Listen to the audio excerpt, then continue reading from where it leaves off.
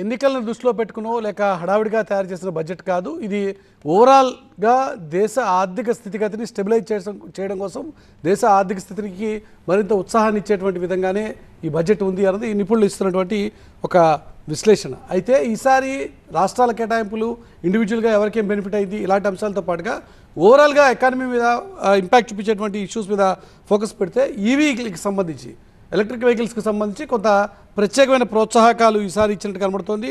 తద్వారా ట్రెడిషనల్గా ఉండేటువంటి ఆయిల్ కన్జంప్షన్ని తగ్గించాలి అనేది ప్రభుత్వం చేస్తున్నటువంటి ఆలోచన. దానికి సంబంధించి మణిపవిత్ర గారు ఇక్కడ చాలా క్లియర్గా మనకి ఎక్స్క్లూజివ్గా కొన్ని ఎంకరేజ్మెంట్స్, ప్రోత్సాహకాలు మనకు కనబడుతున్నాయి. వాటికి సంబంధించి ఏం చెప్తారు?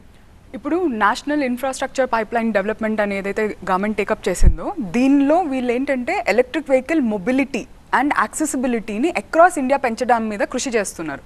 ఇలాంటి సిచ్యువేషన్లో మనం ఒక సైడ్ హ్యాపీ ఫీల్ అవ్వాలి, ఇంకొక సైడ్ ఏంటి అంటే థర్మల్ ఎనర్జీ అనేది మెజారిటీగా ఇంకా ఇండియాలో యూజ్ అవుతుంది. సో ఎక్కడైతే మనం ఈవీ బేస్డ్ బెనిఫిట్స్ ఉన్నాయో అక్కడ దాని డిసడ్వాంటేజ్ కూడా ఈక్వల్గా ఉంది.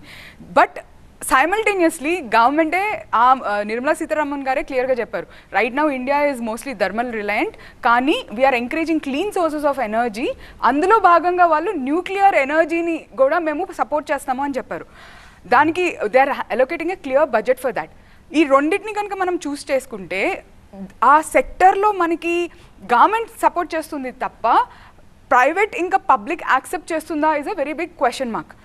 So one way if you look at it positively చాలా మంచిగా ఉంటుంది for entire EV industry and for people who are ఎవరైతే ఈ ఇన్ఫ్రాస్ట్రక్చర్ సెటప్లో ఇంక్లూడెడ్ ఉన్నారో వాళ్ళకి చాలా బెనిఫిట్ ఉంటుంది.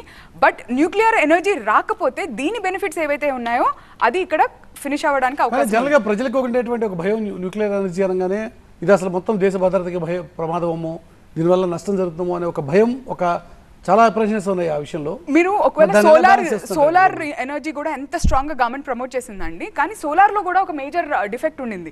ల్యాండ్ ఎక్విజిషన్ చాలా పెద్ద ప్రాబ్లం అయిపోయింది. సో గవర్నమెంట్ ఇనిషియేటివ్ బాగున్నా పీపుల్ నుంచి సపోర్ట్ లేక ల్యాండ్ ఎక్విజిషన్, న్యూక్లియర్ ఎనర్జీ అంటే ఇంకా పెద్ద పుష్ బ్యాక్ అనేది వస్తుంది మనకి. బట్ ఇక్కడ ఇంకో ఒక స్మాల్ ఏరియాలో వాళ్ళు ఏం చెప్పారంటే హైడ్రోజన్ వెహికల్స్ని సపోర్ట్ చేస్తున్నాము అని కూడా ఇంట్రడ్యూస్ చేశారు. ఎప్పుడైతే హైడ్రోజన్ వెహికల్ బేస్డ్ వచ్చింది అనుకోండి, అది ఈవీ నుంచి హైడ్రోజన్ బేస్కి వెళ్తే it will become much more cleaner fuel. ఒక రకంగా చూస్తే 360 degreesలో ఆలోచించి చేశారు అని ఉంది. బట్ ప్రజల్లో ఆ చైతన్యాన్ని మనం క్రియేట్ చేయగలగాలి, న్యూక్లియర్ ఎనర్జీ మీద ఉన్న భయాన్ని, అపోహల్ని మనం పోగొట్టగలగాలి. అప్పుడే ఓవరాల్గా వాళ్ళు ఉన్న విజన్ని రియాలిటీలోకి తీసుకురావడానికి అవకాశం ఉంటుంది. లేకపోతే వాళ్ళు పెట్టినా కూడా అది ఎగ్జిక్యూషన్ స్టేజ్కి వచ్చేసరికి, because thermal power dependent country కాబట్టి it will indirectly result in more pollution.